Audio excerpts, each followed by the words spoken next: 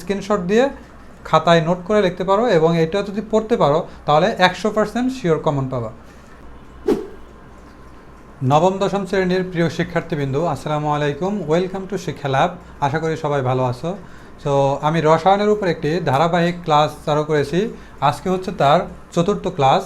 তো আমরা হচ্ছে রসায়নের যে প্রথম অধ্যায় রসায়নের ধারণা, এটার একটা আমরা 0 লেভেল থেকে একদম অ্যাডভান্স লেভেল পর্যন্ত ক্লাস চালু করেছি।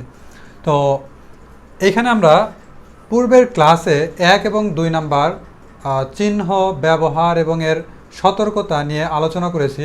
আজকে আমরা শিখব 3, 4 এবং 5 নাম্বার চিহ্ন। আমাদের বইতে টোটাল 8টা চিহ্ন বা সিম্বল আছে, যেখান থেকে 1টি বা 2টি এমসিকিউ কিন্তু শিওর আসবে এবং এটা মনে রাখতে গেলে আমাদের অনেক প্যারা খেতে হয়।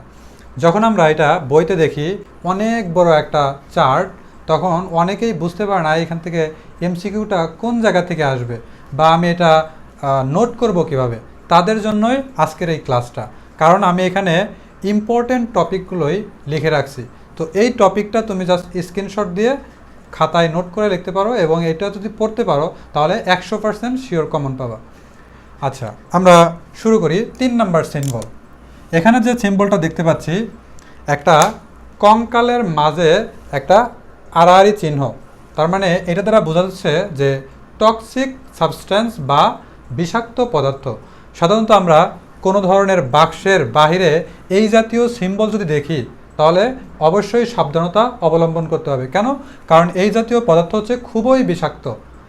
এই বিষাক্ত জাতীয় পদার্থ যখন আমাদের সামনে আসবে বা ল্যাবরেটরিতে যখন কাজ করব, তখন বিভিন্ন ধরনের যে যন্ত্রপাতি এগুলো ইউজ করতে হবে।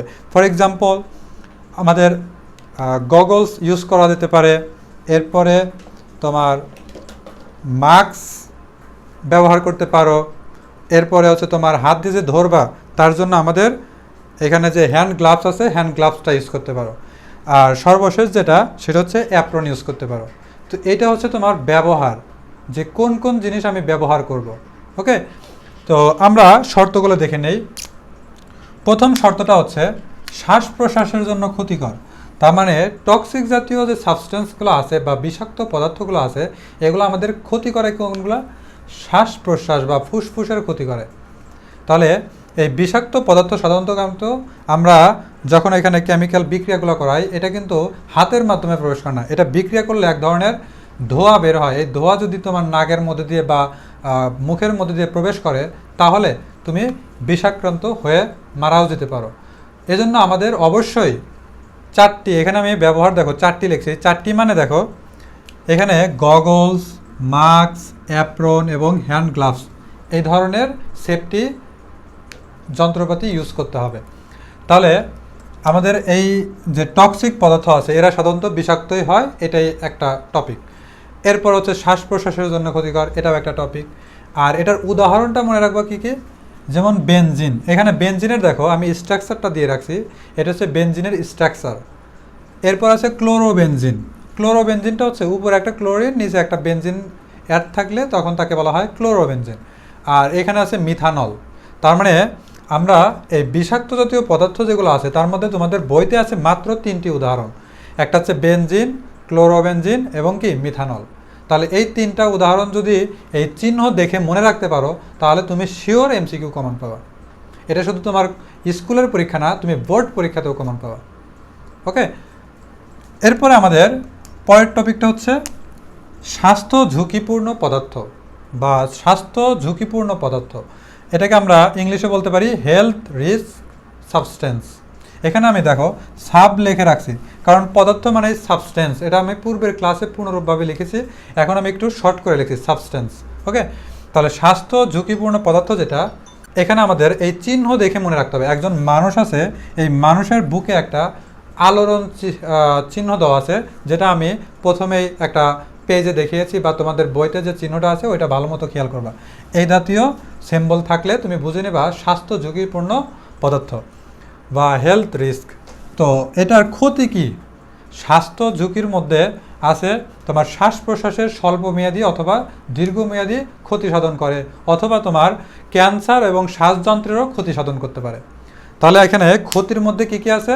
শ্বাস প্রশ্বাসের ক্ষতি সাধন, তারপরে ক্যান্সার সৃষ্টি এবং তোমার শ্বাসযন্ত্রের সমস্যা। শ্বাসযন্ত্রের সমস্যা বলতে একদম নাসারন্ধ্র থেকে আমাদের যে ফুসফুসের যে অংশটা, এই যে এটাকে বলা হয় তোমার শ্বাসযন্ত্র। ওকে, তাহলে এই শ্বাসযন্ত্র এবং ক্যান্সার এবং শ্বাস প্রশ্বাসের স্বল্প এবং দীর্ঘমেয়াদী সমস্যা, এটা হচ্ছে ক্ষতি। এরপর আমরা শিখব উদাহরণ। উদাহরণের মধ্যে আছে বেনজিন, টুলুইন, জাইলিন। তাহলে কয়টা আছে? 3টা উদাহরণ আছে, বেনজিন, জাইলিন, টুলুইন। আমরা একটু আগে দেখলাম বেনজিন কিন্তু অলরেডি বিষাক্ত পদার্থ, আবার বেনজিনই আবার কি স্বাস্থ্য ঝুঁকি। তাহলে এই জিনিস কিন্তু কমন, বাকিটা আবার ভিন্ন। টুলুইন এবং জাইলিন কিন্তু এখানে নেই। এখানে আছে ক্লোরোবেনজিন এবং মিথানল, আর এখানে আছে তোমার টুলুইন এবং জাইলিন। ওকে, এরপরে শিখবো আমরা ব্যবহার। ব্যবহারটা অলরেডি আমি দেখে ফেলেছি, যে goggles, mask, apron, hand gloves, total 4টা। এই 4টা বাধ্যতামূলক লাগবেই। অন্য অন্য আরও উপাদান আছে যেগুলো তোমাদের দ্বিতীয়ত লাগবে না। এরপরে আমরা শিখব 5 নাম্বার যে হ্যাজার্ড বা সিম্বলটা আছে।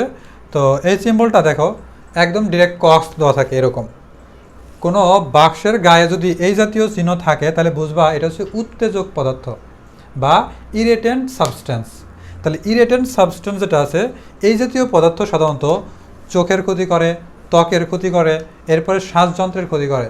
এজন্যই মূলত আমাদের এই জাতীয় পদার্থ যখন আমরা ল্যাবরেটরিতে কাজ করব তখন আমাদের এই হ্যান্ড গ্লাভস তোমার ইউজ করতে হবে এবং তোমার মাস্ক ব্যবহার করতে হবে। এই সেফটি উপাদানগুলো অত্যন্ত গুরুত্বপূর্ণ। এরপর আমরা শিখব উদাহরণ। এই উদাহরণের মধ্যে আছে জাস্ট বা ময়লা। এরপরে আছে তোমার লঘু অ্যাসিড।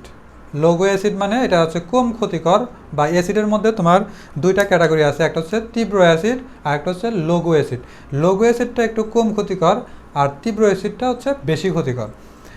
এরপর হচ্ছে তোমার ক্ষার।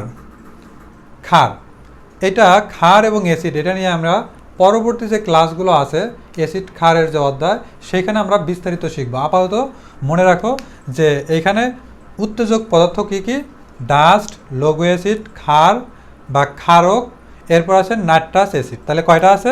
টোটাল 4টা উদাহরণ আছে: ডাস্ট, অ্যাসিড, ক্ষার এবং নাইট্রাস অ্যাসিড। তো অ্যাসিডে এখানে দেখো লঘু অ্যাসিড, এখানে লঘু অ্যাসিড হাইড্রোজেন ক্লোরাইড হতে পারে, সালফিউরিক অ্যাসিড হতে পারে, এই জাতীয়। আর নাইট্রাস অ্যাসিড এখানে তো আছে। তাহলে এই 4টা অ্যাসিড মনে রাখবা: অ্যাসিড, ক্ষার, নাইট্রাস অ্যাসিড এবং ডাস্ট। এবং এটার ক্ষেত্রেও ব্যবহার এই 4টি। তাহলে 4টি বলতে goggles, mask, apron, hand gloves. তাহলে ল্যাবরেটরিতে যখন আমরা কাজ করব তো অবশ্যই আমাদের এই 4টা ডিভাইস বা যন্ত্রপাতি আমাদের ব্যবহার করতে হবে। তো দেখা হচ্ছে পরে কোনো সিম্বল নিয়ে। বাকি আছে আর মাত্র 3টা।